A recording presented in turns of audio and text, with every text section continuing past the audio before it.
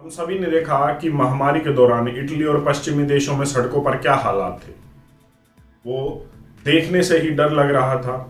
लेकिन एक स्टडी अभी आई है जिसने ये कहा है कि भारत में पश्चिमी देशों के मुकाबले जो मौतें हुई वो 5 से 8 गुना तक कम है। ये हैरान कर देने वाला इसलिए है क्योंकि पश्चिमी देशों में भारत के मुकाबले जनसंख्या काफी कम है, तो इन्फेक्शन जो है फैलने के चांसेस कम होते हैं, जबकि हुआ उल्टा, मतलब भारत में मौतें कम हुई।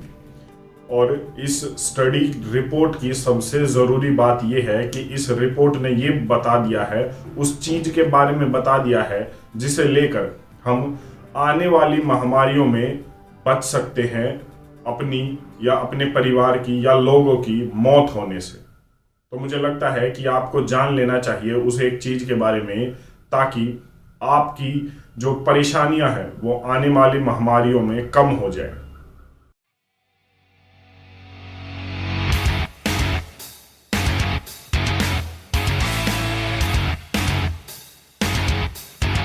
ICMR, Indian council of medical research, इन्होंने एक स्टडी की है और स्टडी की है इंटरनेशनल साइंटिस्ट ने। भारत के, ब्राजील के, स्विट्जरलैंड के, सऊदी अरेबिया के, इन देशों के साइंटिस्ट ने मिलकर ये स्टडी की है और इस स्टडी को अप्रैल के एडिशन में पब्लिश भी किया गया है जर्नल ऑफ मेडिकल रिसर्च ने।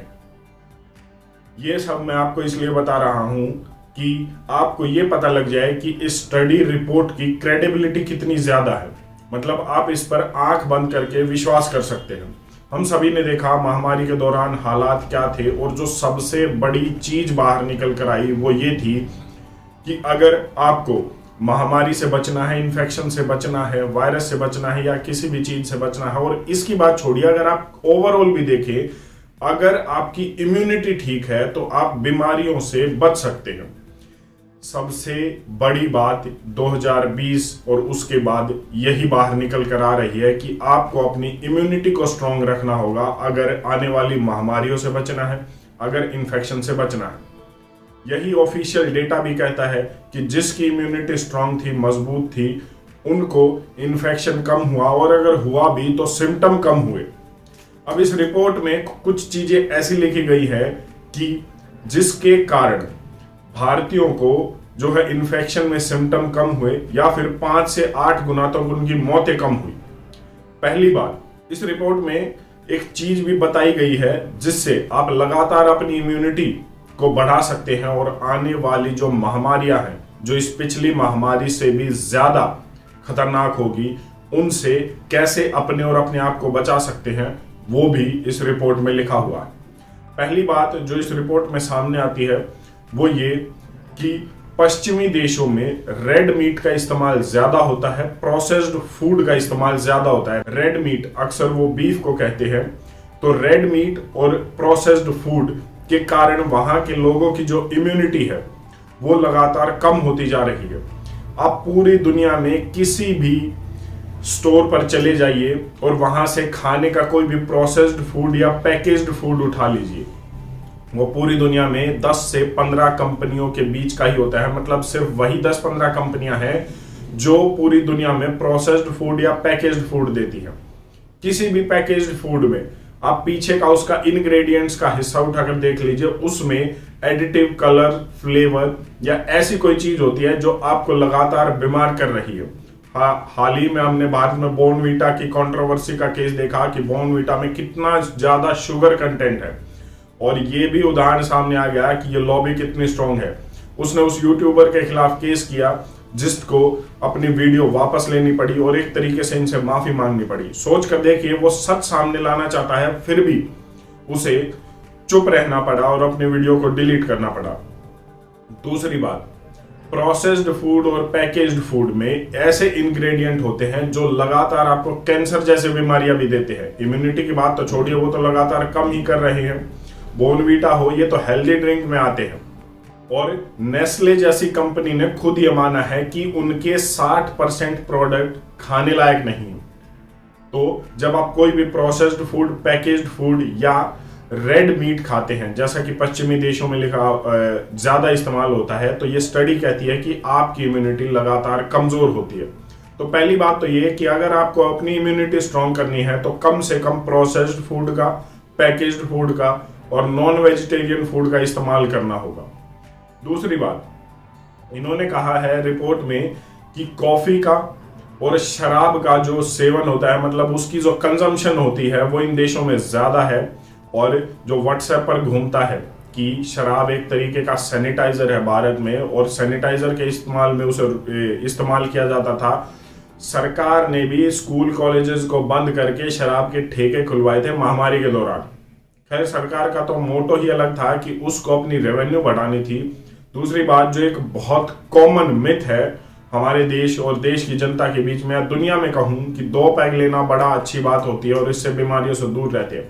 तो खुद वर्ल्ड हेल्थ ऑर्गेनाइजेशन ने, WHO ने ये कहा है कि आप अगर एक बूंद भी शराब लेते हैं तो वो भी खतरनाक है, क्योंकि उसमें कैंसर कारक एजेंट होती है, मतलब वो आपको कैंसर पैदा करती है और आज नहीं तो कल आपको कोई ना कोई बीमारी, बड़ी बीमारी जरूर होगी।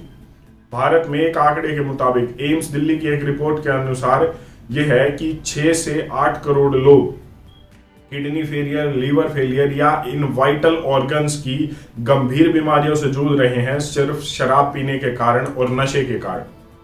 तब आप खुद देख लीजिए। और यही हालात पश्चिमी देशों में हुए, जो लगातार इन चीजों को खाते हैं, पीते हैं, जैसे कॉफी और शराब का सेवन करते हैं, और उसके कारण उनकी इम्यूनिटी लगातार कमजोर हो रही है। तीसरी बात जो रिपोर्ट में सामने आई वो ये कि भारत में जिस डाइट का इस्तेमाल होता है, जो खाना है, उसमें आयरन और जिंक की मात्रा होती है, और ये दोनों ही मिनरल्स, ये दोनों ही न्यूट्रिएंट्स शरीर में ऑक्सीजन की कमी नहीं होने देते। जैसे आयरन की अगर आपकी प्रचुर मात्रा में है, सफिशिएंट अमाउंट है शरीर में आयरन की, तो वो ऑक्सीजन को आपके पूरी बॉडी में रेगुलेट करता है, जिसके कारण ऑक्सीजन की कमी नहीं होती।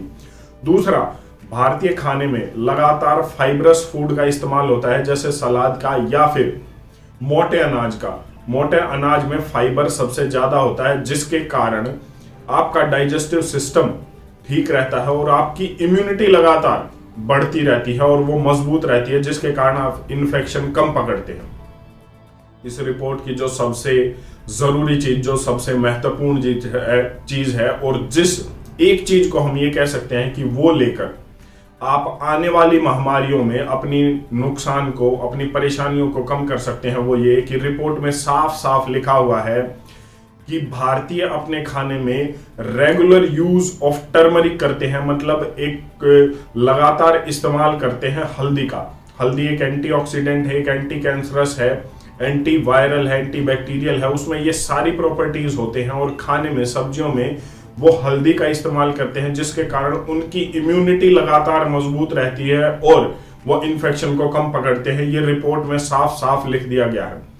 ये वो एक चीज है जिससे आप आने वाली महामारियों से बच सकते हैं और गंभीर बीमारियों से भी बच सकते हैं। महामारी की तो बात ही छोड़िए, कैंसर जैसी बीमारी से भी आप लगातार अगर हल्दी का इस्तेमाल करते हैं तो उससे बच सकते हैं। अब यहाँ पर सवाल ये उठता है कि आपको किस तरीके से और कैसे लेनी है। पहली बात तो ये कि अगर आप मार्केट में जाकर उस पीले पाउडर को हल्दी कहते हैं तो ये आपकी सबसे बड़ी गलती होगी।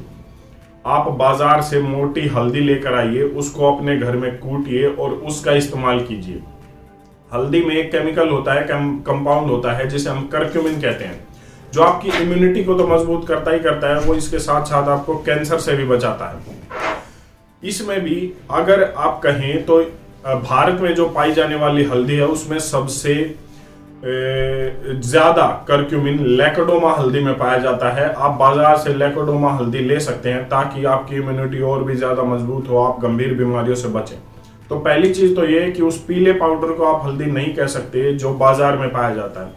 दूसरा, लगातार आपको हल्दी का इस्तेमाल जरूर करना चाहिए और इसके लगातार इस्तेमाल से ही आप इम्यूनिटी को मजबूत कर सकते हैं, बीमारियों से बच सकते हैं, आने वाली महामारियों से बच सकते हैं। सर्दियों में आप हल्दी का इस्तेमाल दूध में भी डालकर सकते हैं ताकि आपको और भी बीमारियां ना हो, जैसे आर्थराइटिस से आप इससे बच सकते हैं।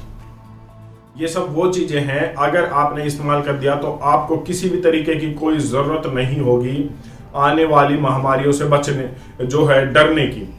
और दूसरी बात, अगर इसके अलावा भी आप और कुछ चीजें करना चाहते हैं तो मैं तो इतना ही कहूंगा, सुबह शाम आपको जरूर थोड़ा बहुत फिजिकल एक्टिविटी करनी चाहिए।